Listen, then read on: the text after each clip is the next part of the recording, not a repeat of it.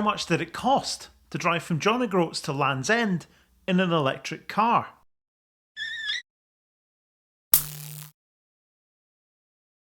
This is part 3 of my John O'Groats to Land's End series. I made the journey in an all-electric Polestar 2 to prove that it was nowhere near as difficult as some people might make it out to be. A lot of people have been asking me about costs. Now, I never at any point made out that I would prove anything about cost by doing this series. However, I know that it's a subject that a lot of people are very passionate about. Nobody can really be under the impression anymore that public charging an EV is cheap, can they? It seems to me like the charge point operators are in a race with each other to prove who can get away with charging the most, as the price just seems to go up and up. And I think it's quite common knowledge by now that EV travel can be very, very cheap if you can charge at home, and very much not so if you can't. However, I did promise you I'd give you a full breakdown of the costs, so let's get into it, shall we? Let's take a look then at the cost of this 838-mile journey. Well, it was actually 849.6 miles all in, according to the trip computer in the car, and there's just be a few miles here and there that are when you go off into a service station, or you need to go off route slightly to find a charger or whatever. This is a pretty extreme example. An awful lot of EV drivers will never be away from their home charger for that long at a time. So their average cost per mile is likely to be wildly different to what we're going to talk about here, and I'll touch on that at the end of the video. But I think this is going to give you a very real insight into the state of public charging in the UK and just what that can mean if you need to make long journeys. Day 1 first then, that journey from John O'Groats to Penrith. As you know, I charged twice during this journey, once at Tesla in Aviemore and once, well technically twice, at Charge Place Scotland in Stirling, given there was 2 sessions in Stirling because I moved from one charger to another. I charged for 32 minutes at Tesla in Aviemore, taking 41 kilowatt hours at 54 pence per kilowatt hour, which was a total of £22.17. In Stirling, I charged for a total of 48 minutes over the 2 sessions, taking about 41 kilowatt hours, well 40.98 if you want to be exact about it, at 40 pence per kilowatt hour, and that's a total of £14.34. That's 1 hour and 20 minutes spent charging out of the 10 hours in total that I was on the road. And that's a total cost of £36.51. But wait, what about the overnight charge at the hotel? Well, those Eon Drive destination charges that I struggled a little bit to get working in the first place were priced at 55 pence per kilowatt hour, which can be a little bit pricey for a destination charger. Recharging to 100% took 69.14 kilowatt hours, and that's obviously including the little bit of power you use for preconditioning in the morning, and that cost a whopping £38.02. That meant the day 1 total was £74.53. The day 1 mileage total was 397.3 miles, so we're talking about 18.7 pence per mile.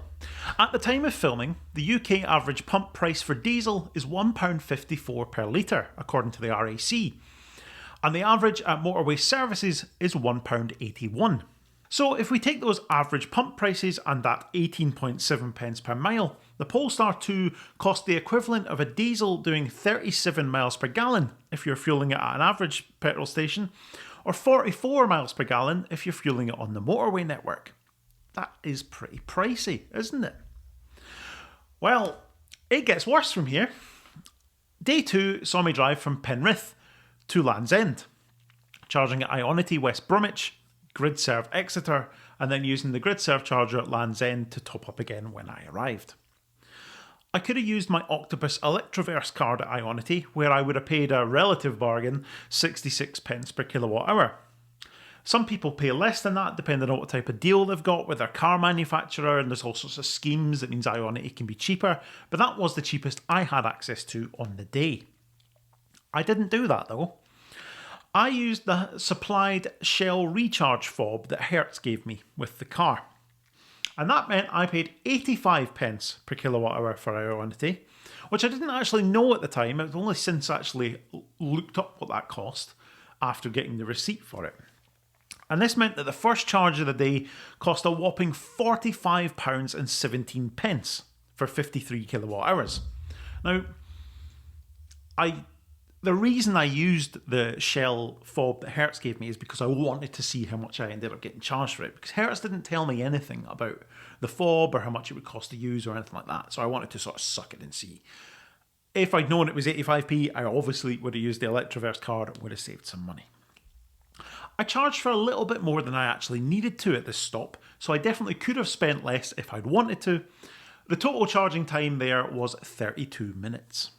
At GridServe in Exeter, I paid 69 pence per kilowatt hour. The GridServe have actually, since then, increased their tariff to 79 pence. They did that on the last day of November, and so stopping there now would cost even more. 51.45 kilowatt hours was dispensed in 31 minutes, costing me £35.50. Yet again, I charged a little bit more than I actually needed to on this stop. I was still eating a sandwich at the time when we reached the required charge level that we actually needed to get to Land's End, so I just left it charging. And given I was using a GridServe charger at 69 pence when we arrived in Land's End, it doesn't really make any difference. But if I'd been heading home to a home charger which is cheaper, that's something you maybe would want to think about. I ended up arriving in Land's End with over 30%, so clearly charged for a little bit longer than I needed to. So that was 63 minutes in total spent on day 2 in that 9 hours that it took to go from door to door. Charging at Land's End was the same 69 pence per kilowatt hour. I took 35 kilowatt hours out of it at a cost of £24.56. Day 2's costs were therefore £105.06, or 23.4 pence per mile for that 449.6 miles. The equivalent of 30 miles per gallon in a diesel at the average pump price, or 35 miles per gallon if you're filling up on the motorway. In total then, I covered 846.9 miles door to door, and it cost £179.59, 21.2 pence per mile, the equivalent of 33 miles per gallon at the average pump price of diesel, or 38.5 miles per gallon on the motorway. If cost is what's motivating you, and let's be honest, for an awful lot of people it is, that is a disastrous result, I am sure you will agree. There are a few ways I could have reduced this cost, and so I definitely think it's worth talking about that. The number one way, as we've already covered, would have been to charge less. I definitely took on more charge at pretty much every stop than I strictly needed, especially at Ionity where I was paying the most, paying 85p. Being more accurate with the amount of charge that I took on would have helped, but in an unfamiliar car, on a long journey, in cold weather, I'm not sure I'd be too willing to drag that out a little bit and essentially be running on the electric equivalent of fumes. I think I'd always rather have built in a little bit of margin and taken the brunt of the cost that went with that.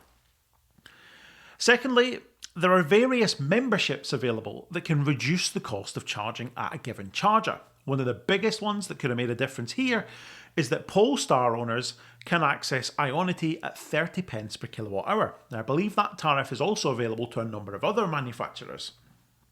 And that probably explains why these sites are quite so busy. That deal alone would have taken £30 off the total just at that one charging stop at Ionity in West Bromwich. And then if I swapped out Exeter for Ionity in Cullompton, you'd take another £20 off the total. But as we've seen before, that is a very busy site and therefore you might have ended up having to queue. And for me personally, I would always rather not have to queue and rather have to be able to use a charger straight away over it being a bit cheaper. But I get why people might actually not want that and they would want to take advantage of the fact they can charge for less. But the one place where you can't actually currently seem to save anything is at most motorway services. GridServe's pricing is flat across their entire network, with no discounted rates currently available. The only way I could have saved a little bit of money at GridServe would have been using the AC instead of the DC at Land's End when I wasn't under any time pressure and it could have been plugged in for longer, because it would have been 49 pence instead of 69 pence. And I probably should have done that, but I didn't. I could have saved a little bit on Tesla as well with a Tesla subscription. £10.99 a month would have meant I would have paid the same price for my Tesla charge as a Tesla owner does. However, you're going to want to be making regular use of Tesla chargers in order to sign up for that. If you're on routes where you're using them all the time, it will be a no-brainer, but for a one-off in this instance, not so much. Public rapid charging then is seriously expensive. That I think has been proven beyond all reasonable doubt.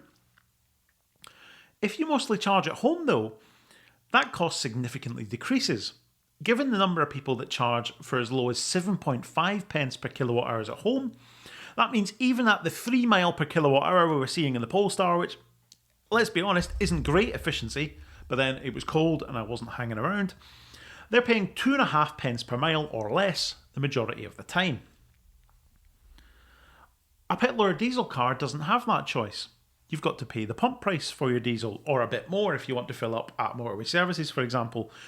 You can't suddenly buy diesel for a tenth of the pump price, apart from the minority of people that do something with used vegetable oil or something like that. You are going to be paying the price at the pump, and of that there is absolutely no denying. So as long as you're charging an EV at home more than you're charging it in public, I think you'll be doing all right. We're using the Polestar 2 and its 3 miles per kilowatt hour as an example. If you're doing 10,000 miles a year, well, a 60-40 split of home charging at 7.5p, public charging at 79p, which is currently seems to be the going rate, that would see your combined cost per mile of 12 pence. That would be equivalent to 58 miles per gallon on diesel at the average pump price and 68 miles per gallon if you're filling up on the motorway. A 70-30 split takes that to 9.65 pence per mile, 72 miles per gallon or 85 miles per gallon respectively.